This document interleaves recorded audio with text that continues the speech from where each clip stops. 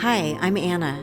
And I'm Vivian. We're a mother-daughter duo who have been on a very specific journey for the last 28 years, and now it's time to bring you into the conversation. Welcome to the Pain Project podcast, where we will tackle the complexities and the challenges of living with chronic pain. Our goal is to see pain unmasked and stories unleashed. Thank you for joining us. Let's get started. All right. Well, welcome to episode 2 of the Pain Project podcast. Today, we're going to be tackling some things. We put out a question on Instagram about just asking people for their experiences on when it comes to misinformation or, comments that they've heard about chronic pain that are misguided. So we've got some responses there that we want to talk about, and then talk about our own experiences in the process. You have anything you want to say about that before we go? Yeah, I think as we're talking and as you're listening, it's it's a kind of a disclaimer a little bit. One is, in no way, shape, or form are we wanting to shame anyone. At all, especially people who want to help and are trying to help, whether we're talking about doctors or friends or loved ones who try to help and don't know how. So our goal is not to shame anyone. If you're listening and there is an element of, oh gosh, I shouldn't have said that. I've said stuff like that, We don't want you to feel shame for that. We just want everyone to have better words and just a better understanding from a chronic pain sufferer's point of view. That's really all we're doing. So again, we're not wanting to shame anyone. Absolutely not, because that's never going to be our goal in this. We're never going to be dehumanizing or anything like that to anybody. So we're trying to choose our words very, very carefully. And if you disagree with us, that's totally okay, because it's a big table and there's room for everybody. I would just say, if you do disagree, we are just two people that deal with chronic pain. We are just two perspectives. There are countless other perspectives. If you're someone who doesn't deal with chronic pain and you find yourself disagreeing, I would encourage you, challenge you to pause yourself for a moment, to actually pay attention and listen. That would be my challenge for people. Agreed. Before we get started on that. So It'll pop up. Okay, that's fine. All right, so we can just jump in. We addressed this in the last podcast, so we'll start with this one.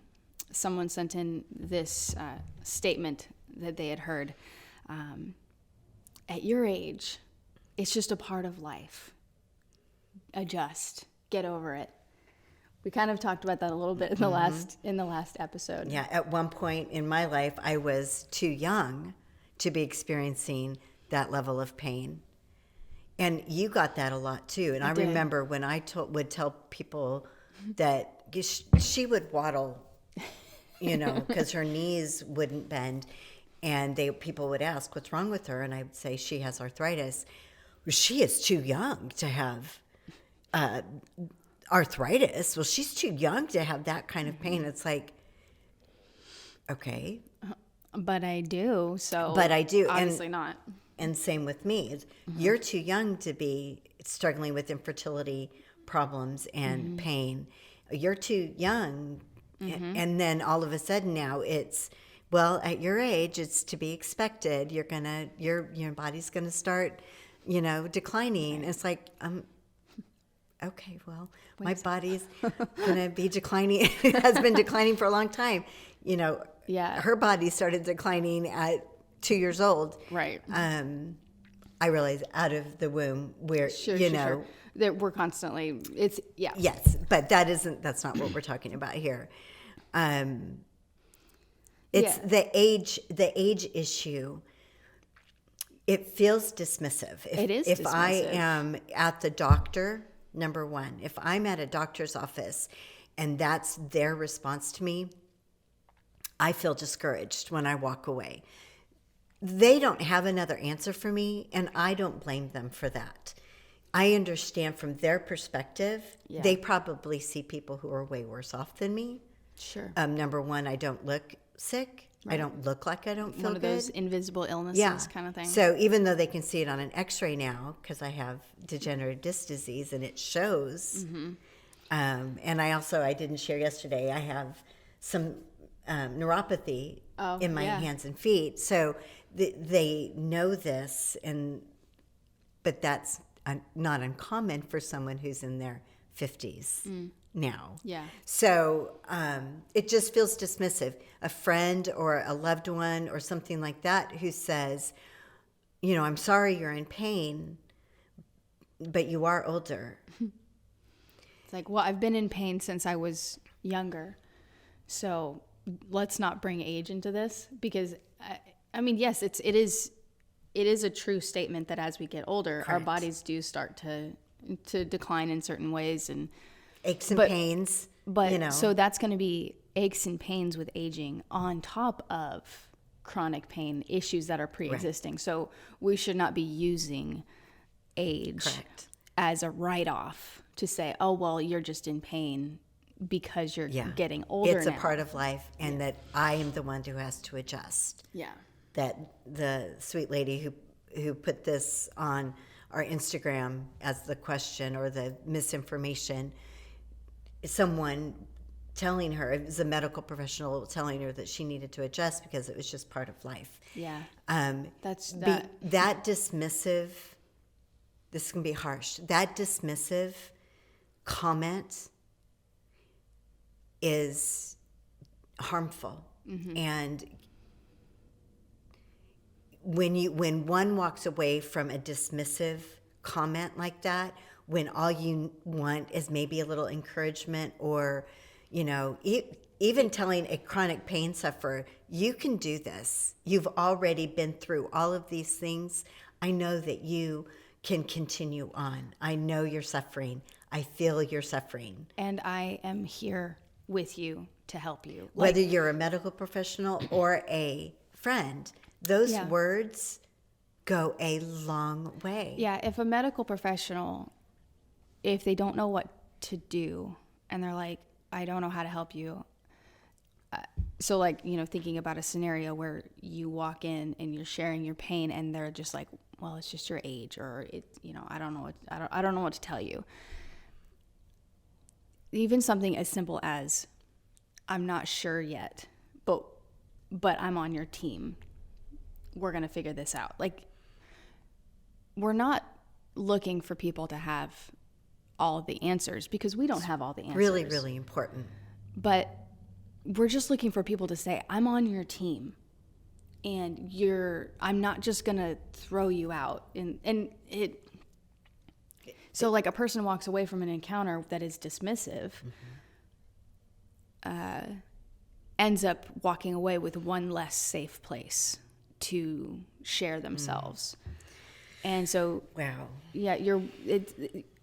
if you're going to a medical professional for help, and then you don't receive that help, your safe place is gone.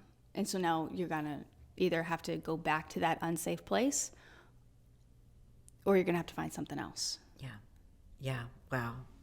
That is such a true statement.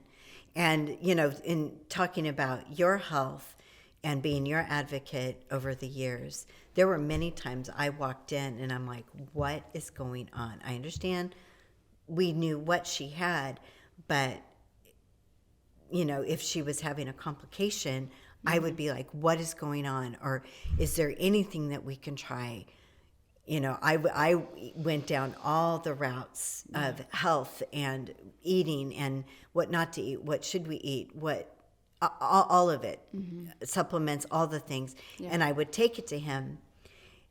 This is your doctor in Kansas City.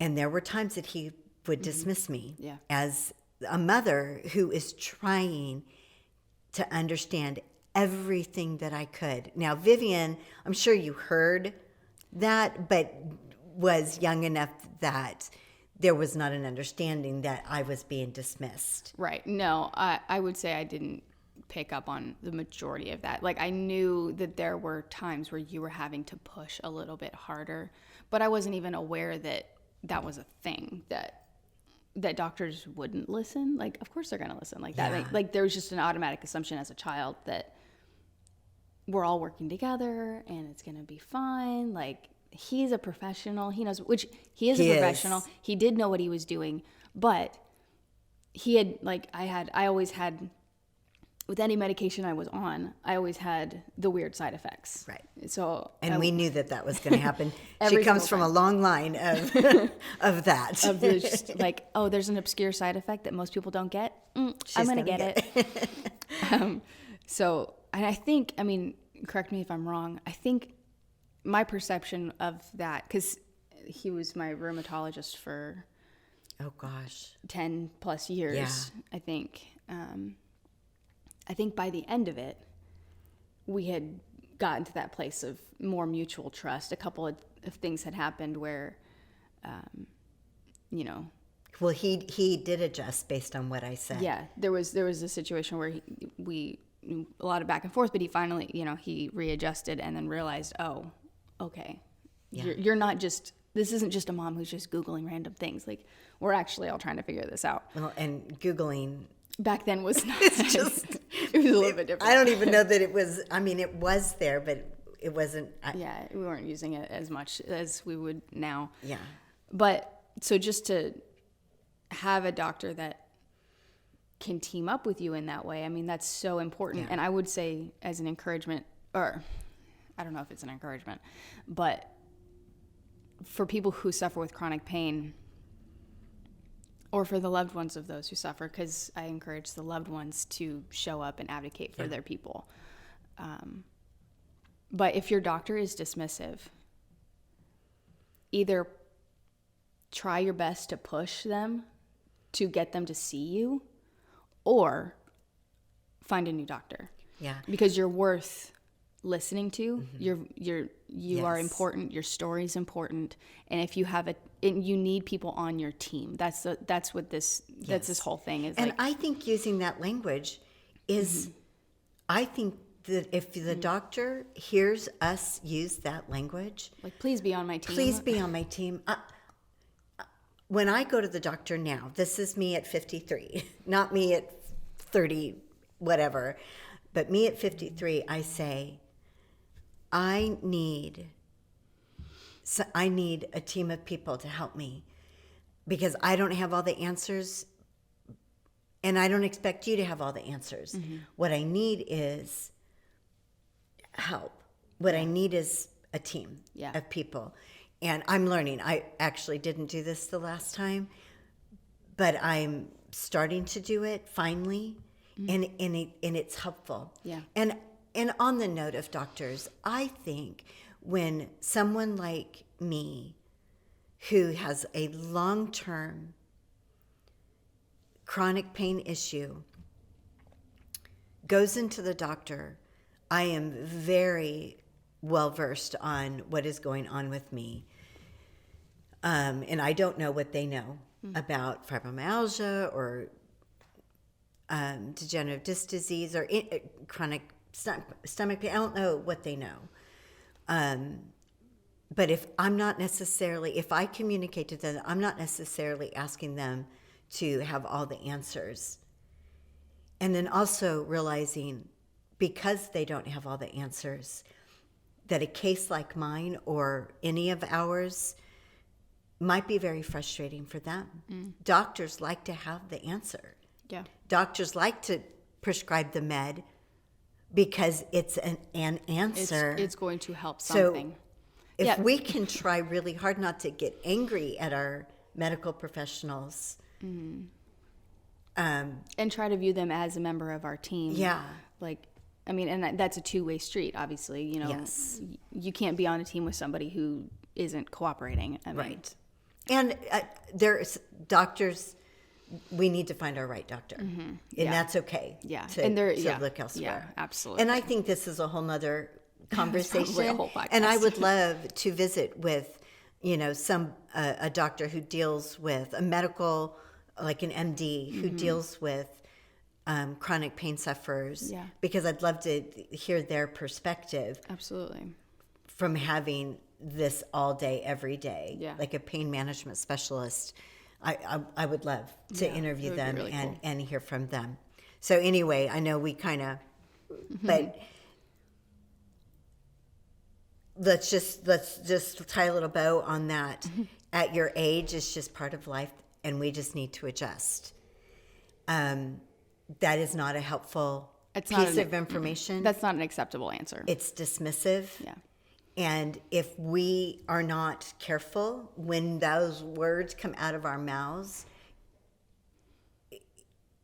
it's blaming age, and that is ageism. Yeah. I mean, we can't do that. Mm-mm. Yes, we get older, we get aches and pains, but when you're a chronic pain sufferer for years upon years, that statement is hurtful. Yeah. It's harmful, and it makes you now an unsafe place, that person an unsafe place to go With your pain.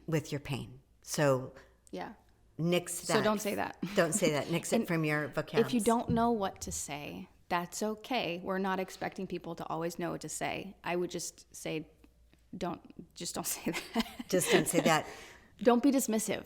I think that's the big thing. Just don't be dismissive. Yeah.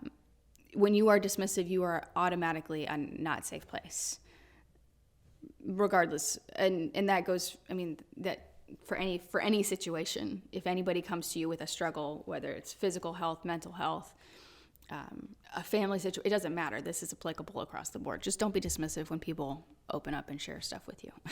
Yeah.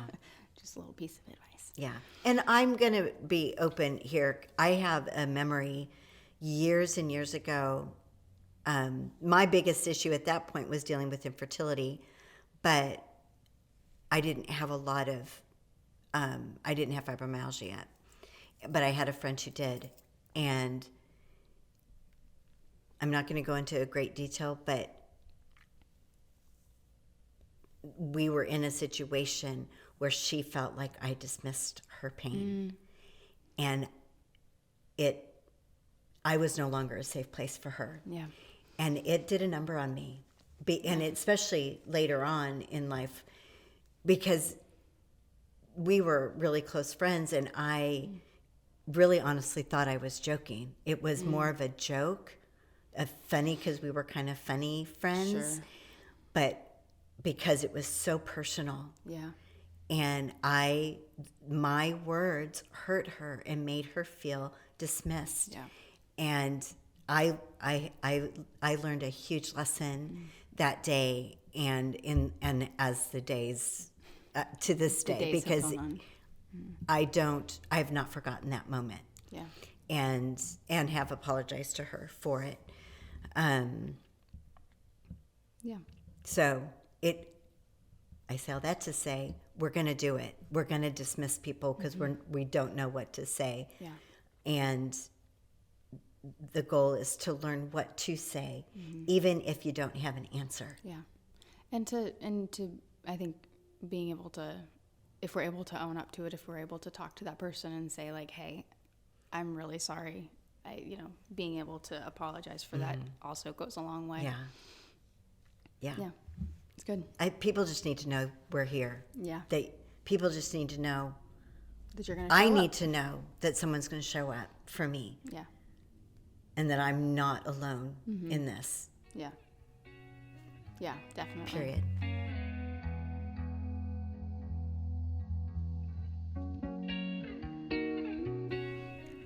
Okay, so for the next question, it's going to be, we're probably going to address it in greater detail in a different conversation, because it warrants a larger conversation. But I think we can touch on it briefly. We've got to, I think it's important. It's an important thing to say, is. and then to also say that we're going to talk about it more. So, Okay. I guess it's not a question, but it's misinformation. Yeah, misinformation, and something that is a very common thing to hear as a chronic pain sufferer. So it's stop taking your medication and instead take these herbs, whatever, supplements, fill in the blank, that I happen to be selling. That's the statement that we hear frequently of those. Yeah. So when we were talking about this, you mentioned that you had a story about this. So I do. So early on, when I was diagnosed with fibromyalgia, I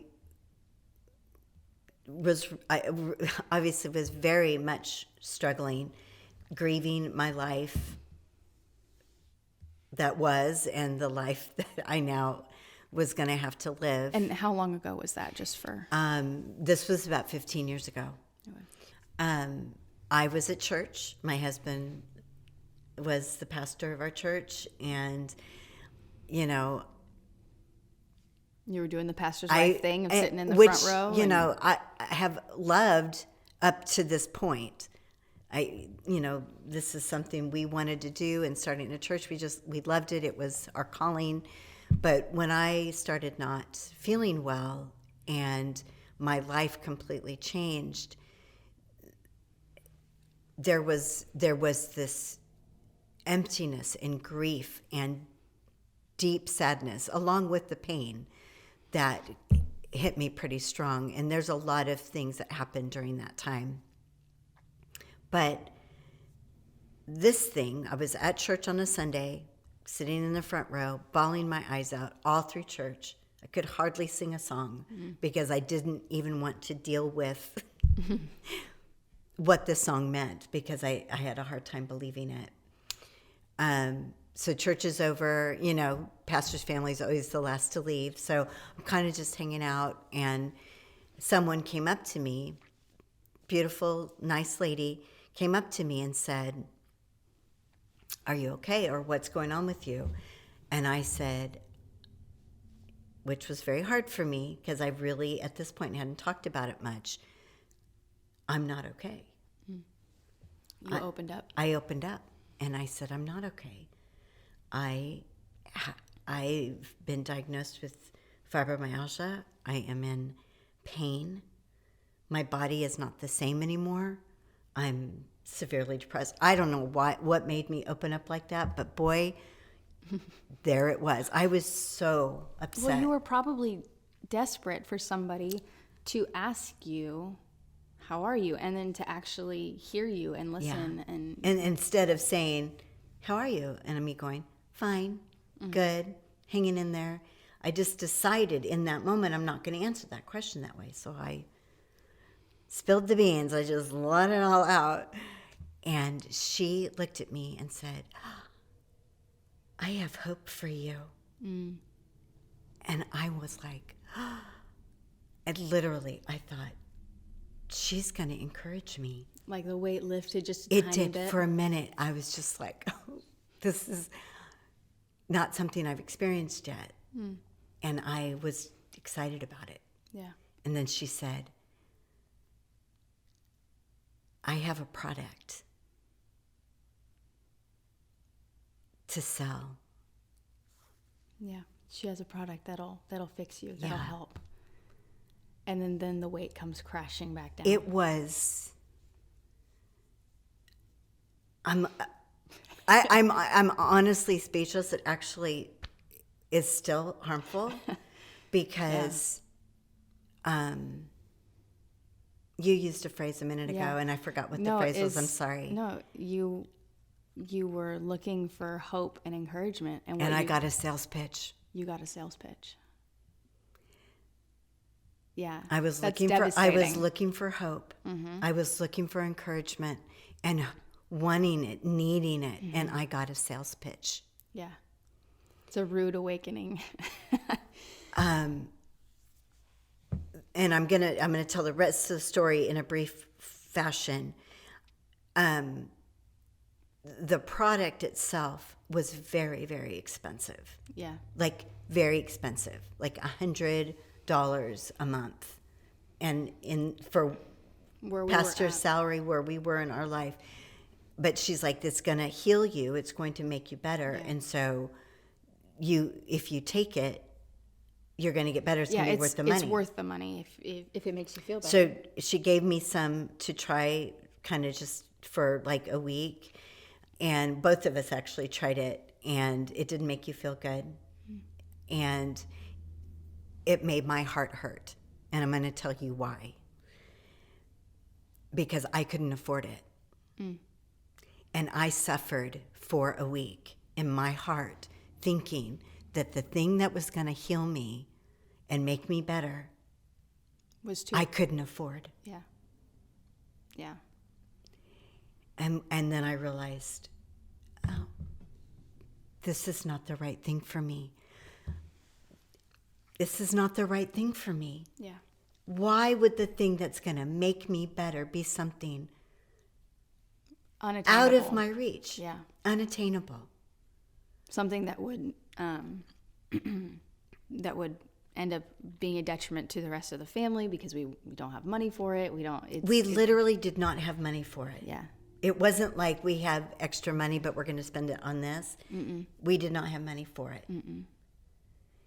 So I put the little thing back in the bag, and I rolled it up, and I took it back to her at church. And I said, thank you so much for your kindness to give this to me for free for a week.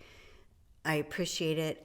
The week we don't feel any better. In fact, Vivian, it kind of bothered her stomach a little bit, but we're going to pass right now. Thank you so much, though.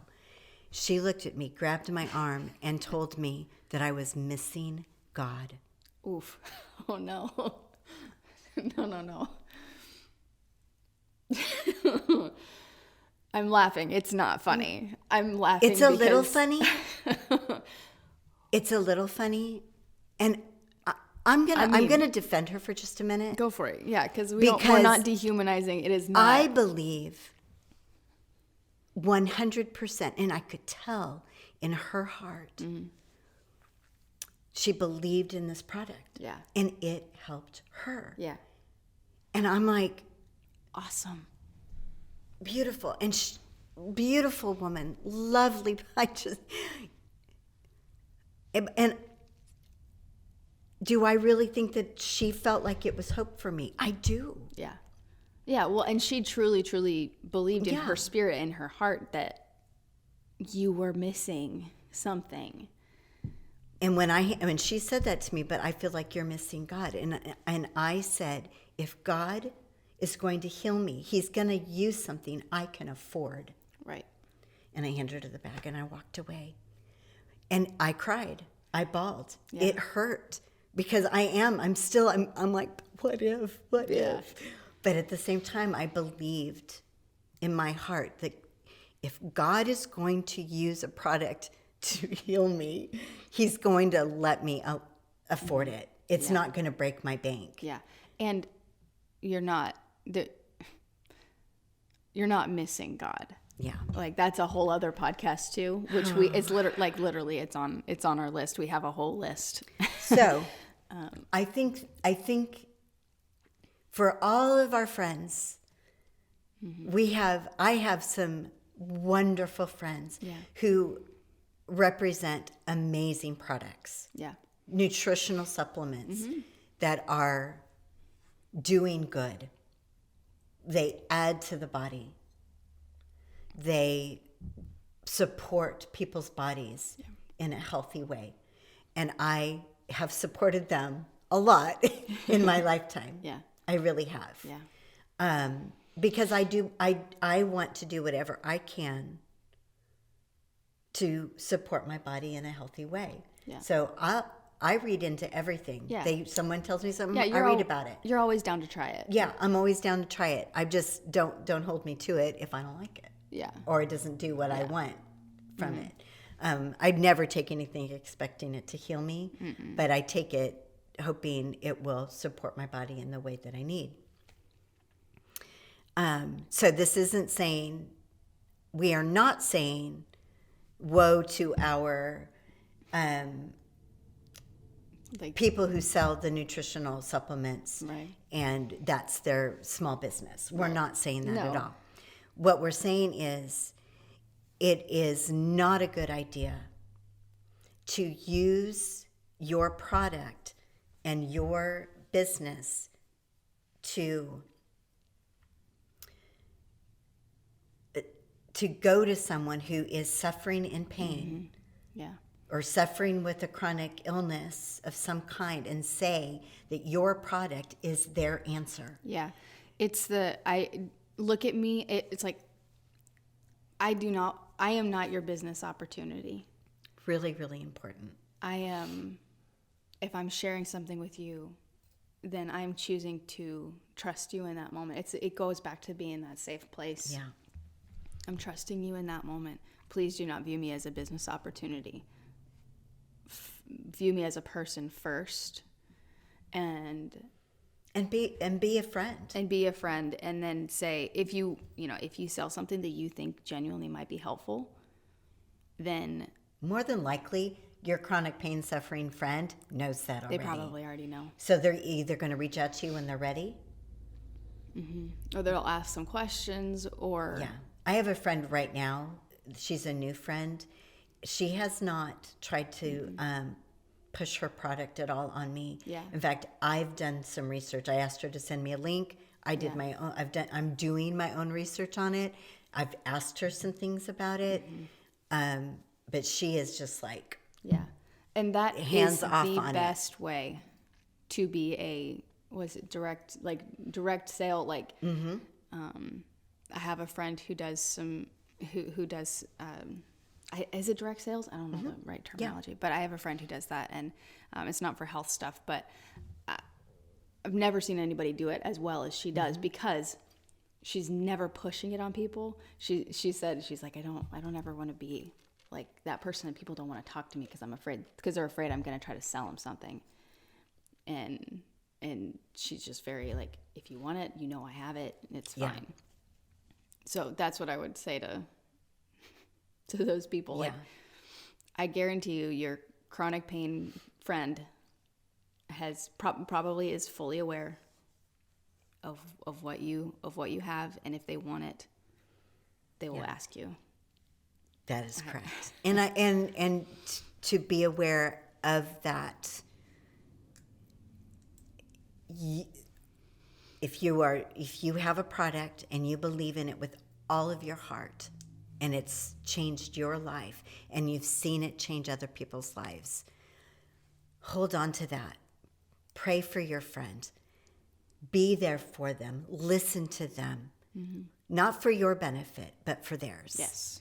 Because what it ends up doing, if we do it other than that, then we're telling people they're doing it wrong. Yeah. We're telling people they're suffering wrong. Yeah. We're giving the signals that how someone is taking care of their body and their emotional and mental health, their physical health, that they're doing it wrong when they're like, I have this and I need for you to try it so that you can do it right. Yes. Right. Yeah. It just isn't helpful. Mm-hmm. So we'll talk more in the future about chronic pain and selling things and supplements and stuff like that, and hey, it's an ongoing. I take them. Oh yeah, this is she's got all of her pills.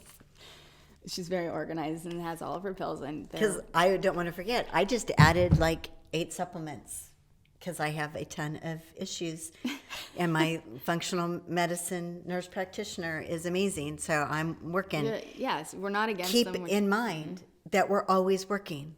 We are always trying. Yeah. I am always trying to get my health as in order as I possibly can. Yeah, and not for the goal of fixing it and getting out of pain, but it's like what you said earlier, doing what you can to support your body as much as you can, and working with your body, and and living as contently as I can right now. Yes, with what today. you have.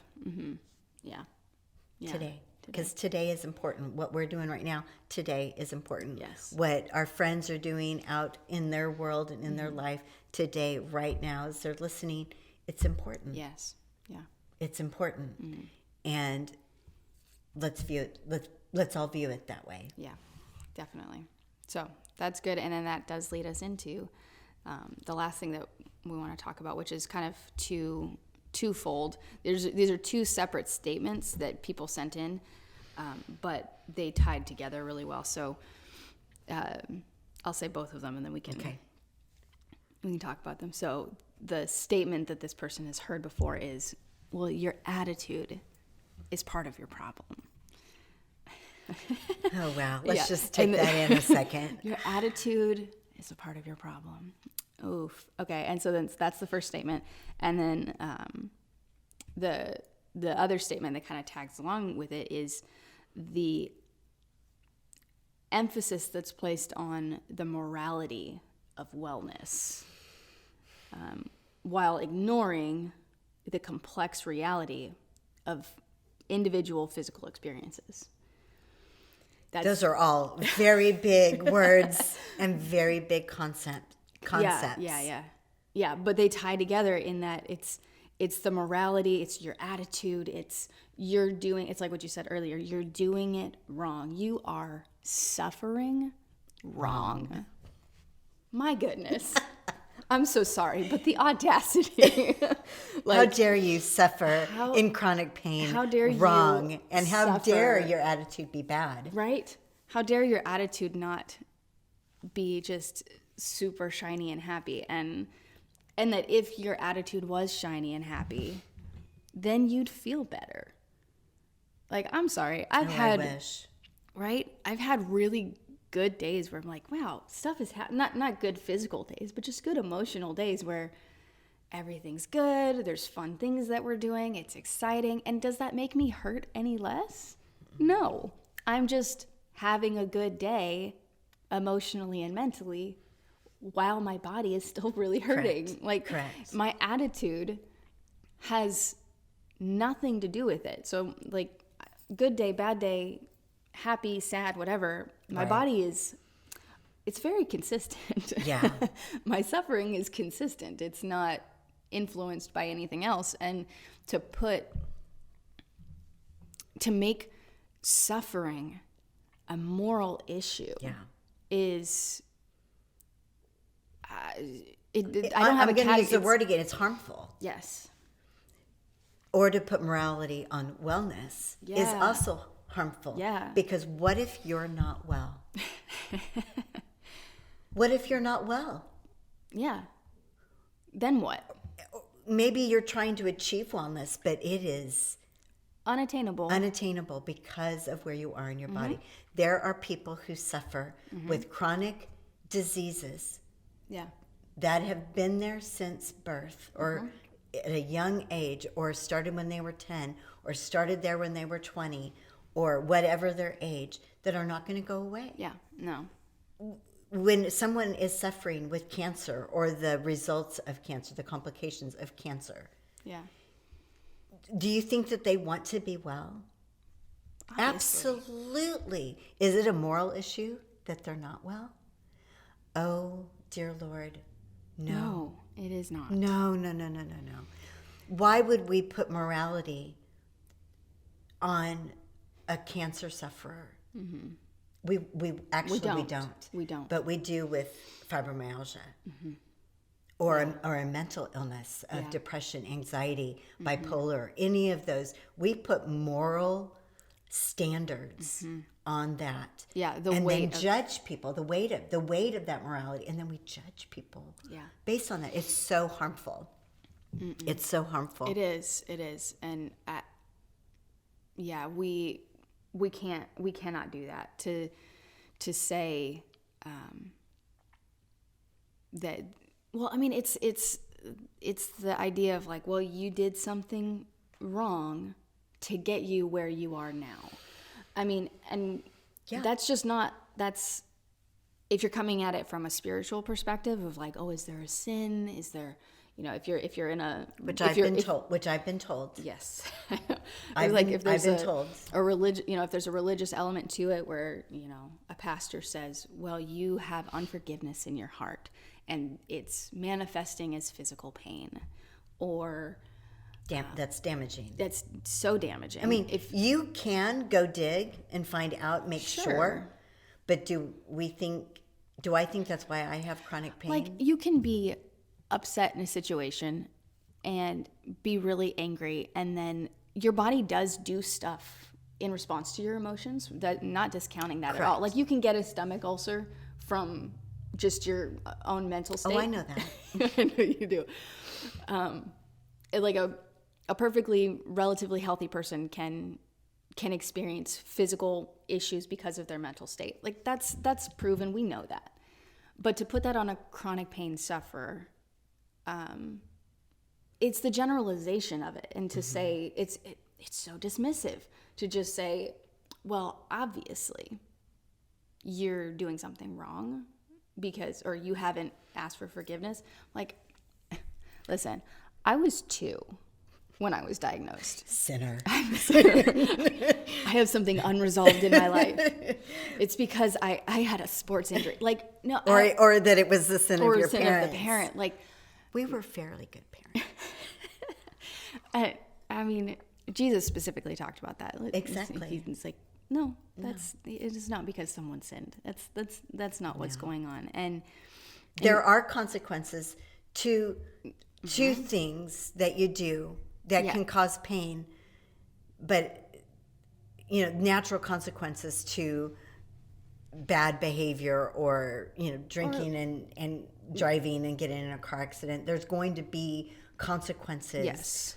But that is not what we're talking about here, necessarily. Not necessarily. But again, everyone is welcome at this table. It's big enough. Right, so of course. So if chronic pain is chronic pain, yes, no matter where it came from. So it's like, if your chronic pain comes from a decision that was made, then you can wrestle with that and you can come to terms with it, and then you move. You've got to move on and deal with your actual pain. And you deal with pain. your actual pain. And once you've dealt with it, so if your pain is a result of a decision that you've made, you accept that and you move forward. It doesn't have to be just because you resolve that within yourself, though, doesn't mean that your pain's going to go away. So we got to keep moving. You had said something earlier about we did something that made it go wrong.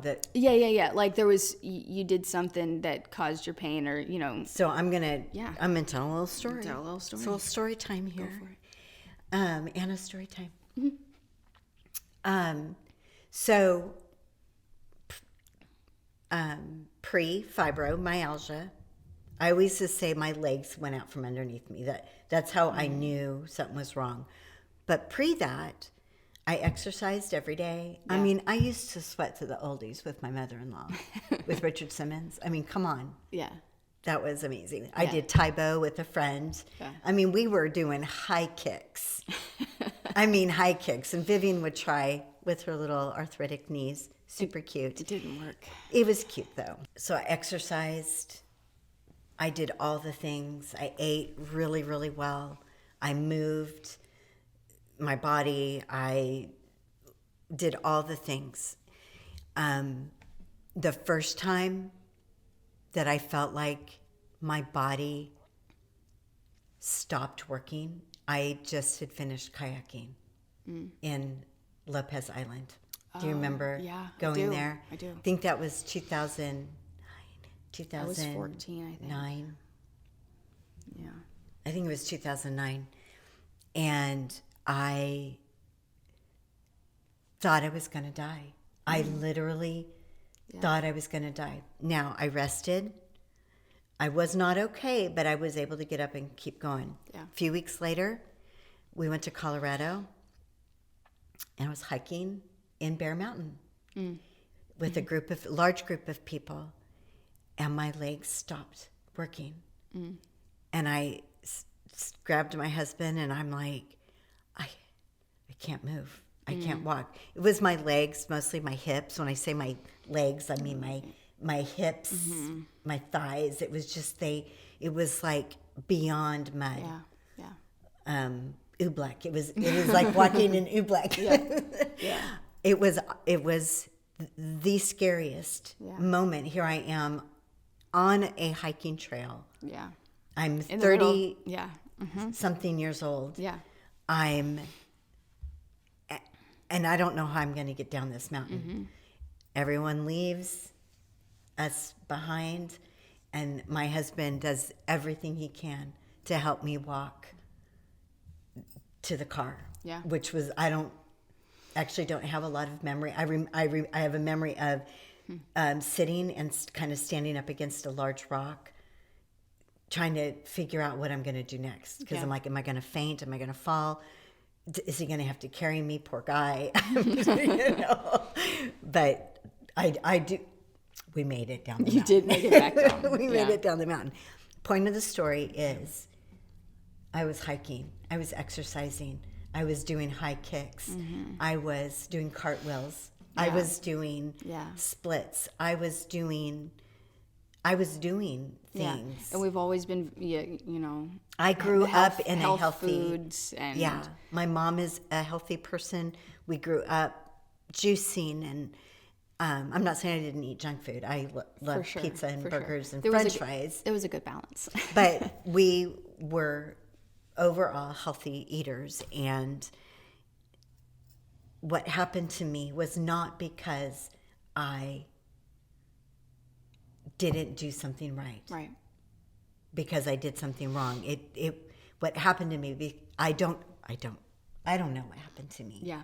It happened. It just happened. I have lots of things in my younger years that have happened that might be a result, and I have no idea. Yeah. All I know is that I was doing the right things and trying to do the right things for my body when my body gave out and stopped working normal. Yeah. So for all of us who have been told that, let it go and give yourself a break, because it's not. That's not your answer, and you don't have to try to go back to doing all the right things to try to get your body back to normal. It's just not. Yeah. It's not. It's not good for us. Health and wellness and pain is not a morality issue. No. It is an individual issue. Everybody's pain is different, and everybody's solution to their pain is different, and their coping mechanisms are different. I mean, you were telling me that you have other friends who have fibromyalgia, and their solutions for pain relief are different than yours. I mean, for them, exercising is helpful. For you, exercising is detrimental. Exactly it doesn't mean that one of you guys is wrong. It doesn't mean that they're dying. Like, it's different. And so if your solution, if someone's solution to their pain is to exercise, and moving their body is helpful and good, and that's where they find pain relief, then do that. Please do that. But if you interact with somebody who's like, man, I cannot exercise because it kills my body, then let's not shame them and make it a moral issue to say, like, well, you need to change your mindset. You need to change your attitude about that because your attitude's wrong. You're being too negative. If you're more positive, then, whatever. You'll feel better. You'll feel better. It's like, I'm a relatively positive person, I think. I'm always trying to... For sure. Like, put a spin on things, which can be annoying for some people, but, trying to put a positive spin on stuff, and... But that doesn't lessen the pain. It's a part of my coping mechanism. That is how I cope. I'm trying to find, like the movie Pollyanna was a big. We watched that a lot when I was a kid, and so like poor Pollyanna. I know, but just trying to find a positive thing in any moment, and that's kind of what. That's what helps me through, is like, okay, well, my knees hurt really bad, but my knees hurt really bad because I was on the floor playing with my kids for a little bit. So I'm really glad I got that time with them, or I don't know. I can't do this, but I can do this. Yeah. I can't get on the floor anymore and play today, but I can sit down and read a book with my kids, or I don't know, right. whatever the thing is. That's how I cope. Well, if we're going that direction, I think, we're talking about our attitudes. We're talking about morality. We're also trying to not ignore the complex reality of physical experience. Right. Okay, that's kind of that right. Second, that second. So, again, with the morality and our attitudes and things like that, in this day and age, we have a grind mentality. Yeah. Go. Be productive. Hustle. Whether you're in pain or not. And let me tell you, I am the queen of hustle. Over the last 10 years in my marketing jobs, yeah, I pushed it all aside and I just hustled. Yeah, loved it. Really hard. I worked really hard. I don't regret 1 minute of it. Period. But I also have had to learn to rest. Mm-hmm. And when I say that, I don't mean take a nap and feel better when I get up. Mm-mm. I mean, maybe stay in bed all day one day. Yeah. A Saturday or a Sunday might mean I don't move. Mm-hmm. Yeah. Yeah. And seeing rest as productive. Mm-hmm. Not just go and never stop because we don't. Because if I did that, it was because I didn't want to acknowledge or talk about or think about mm-hmm. the reality of where I was in my pain. Yeah. I just wanted to ignore it, move forward, be productive. Yeah. But when I step back and say, you know what, rest is very productive. Yeah. And actually can help me do the things that I need to do mm-hmm. for the next thing. Yeah. You have to. Whatever the next thing is. Mm-hmm. So that's that idea still about being present. We can live right here in the present and rest. And yeah, we have to think about the future because that's why I rest. Yeah. So resting is so important. And again, mm-hmm. with this morality of wellness and if wellness means go. Don't be lazy. Oh, gosh. Yeah. It's like laying in bed and recovering.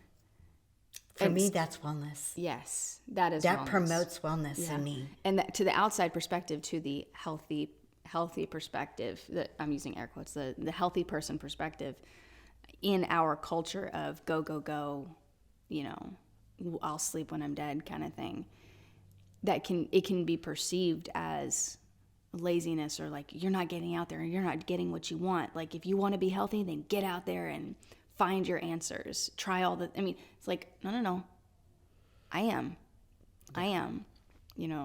Elise Myers has like a saying. She says, "Rest is productive." Mm-hmm. I bought the sweatshirt because I agree with it. Well, it's a huge truth. Yeah. And her message of that mm-hmm. is so needed. Yeah. And it has helped me mm-hmm. and remind myself when I'm resting, when I feel like I should be doing this and I should be doing that. Mm-hmm. And if we're saying those words, I should, there's shame. That's shame and there's shame. Yeah. And we cannot shame ourselves. Mm-hmm. There is no shame in having a chronic illness. No. Or having a chronic pain issue. Mm-hmm. No shame. Mm-hmm. And so we cannot put morality mm-hmm. on it. No shoulding. There's no. My husband says, do not shit on yourself. He says it to me regularly because I'm like, oh, I should get out. I should do the dishes. I should. And he's like, stop shitting on yourself. I'm like, okay. And boy, do I believe it. Yeah. I really believe it, and it's very important. Yeah. Rest is productive. I think each individual person who suffers with chronic illness or chronic pain needs to define what wellness means for them. Yeah. And then the people who are on your team and in your tribe. Yeah. They need to hold on to that. Yeah. You can help them understand by defining that for them. I need to do that. Yeah.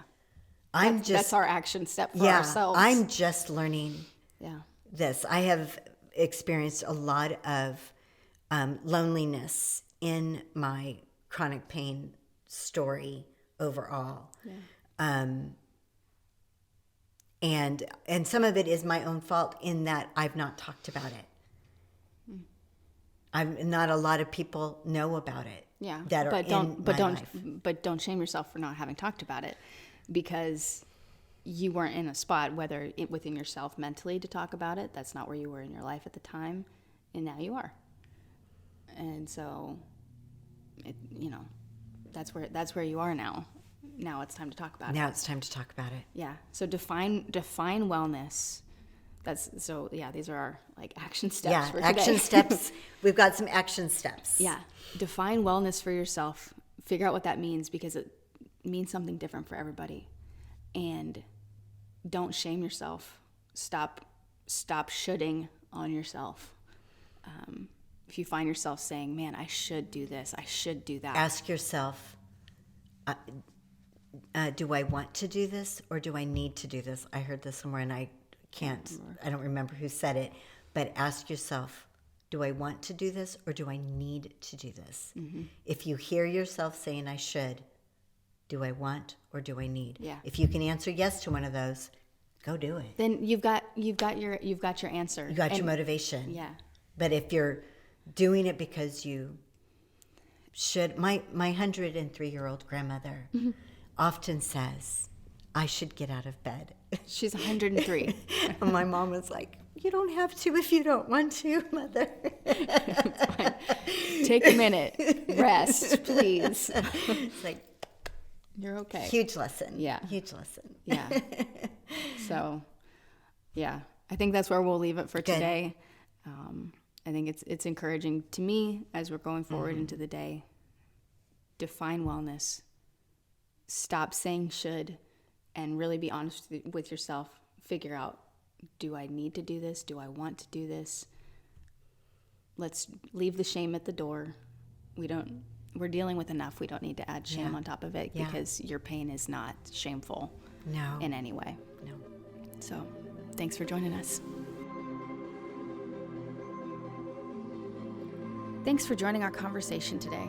If there's something you want to add to the conversation, leave a comment, send a message, or email us at hello@thepainproject.co. If you found this helpful or encouraging, please consider following us on social media, subscribing on YouTube, all the things. You know what to do. As always, we are so glad that you're here. No matter who you are and where you're coming from, we're glad for your perspective. The table is big, and there's room for everyone. Until next time.